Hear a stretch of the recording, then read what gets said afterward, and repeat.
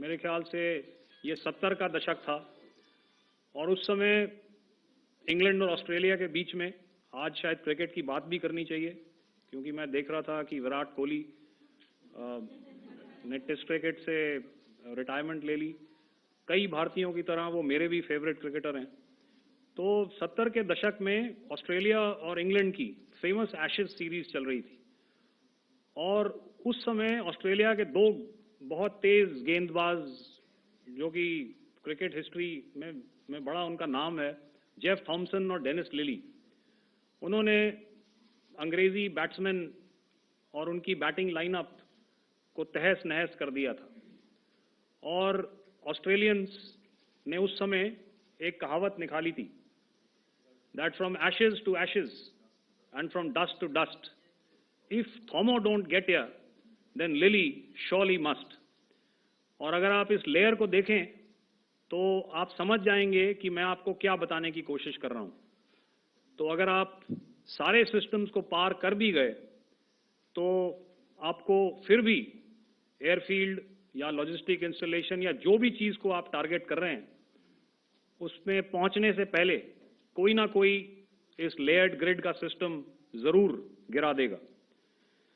जो दुर्दशा कल आपने पाकिस्तान एयरफील्ड्स की देखी और शायद आज भी एयर मार्शल भारती की प्रेजेंटेशन में, हमारी एयरफील्ड्स हर प्रकार से ऑपरेशनल हैं। यही नहीं, पाकिस्तान के ड्रोन्स और वेपनाइज्ड यूएवीज से की गई हमलावर कोशिशें भी इस ग्रिड के कारण नाकाम हुई और जो बचे कुचे ड्रोन्स थे उन्हें हमारे शोल्डर फायर्ड हथियारों से मार गिराया गया।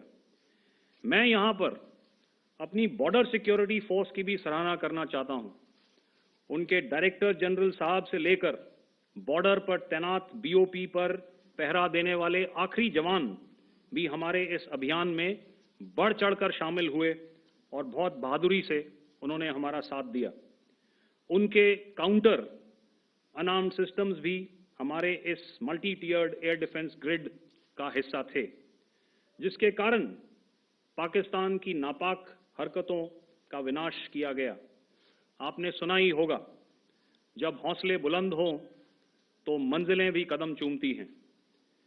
In the end, I would like to highlight again that in every single domain that Operation Sindhur has been prosecuted, there has been absolute synergy between the three services. Not only have we, in this endeavor, been fully supported by our government, departments, and agencies, I cannot here not mention our 140 crore countrymen that have stood behind us with their prayers and goodwill, urging and inspiring us to achieve our mission and objectives. For that, we salute you. You are indeed the best. Jai Hind.